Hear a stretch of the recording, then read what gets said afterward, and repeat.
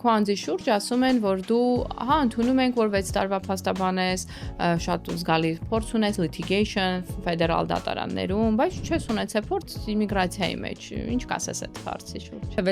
Միացյալ Նահանգների 6 տարվա փորձը 9 տարվա Բրիտանիայում ունեմ փորձ, ու հենց իմիգրացիայում այն փորձը սկսվել։ Կոնկուրենցիային ոնց ես դիմակայում։ Հետաքրքիր է, որ կանանց մեջ է դա։ Տեսնում ենք տղամարդ փաստաբաներին, թե ինչքան հաճելի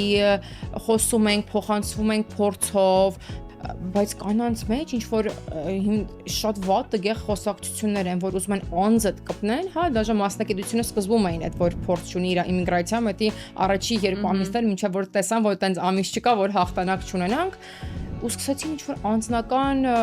խոսակցություններ լինել, իհարկե ես ուշ ոչ գնում եմ այդ իրանց առիթներին, ոչ ուզում եմ լսեմ, ընդհանրապես ինձ նրանից է, որ իրանք ի սրտե երևի ոչ լավ մասնագետներ են։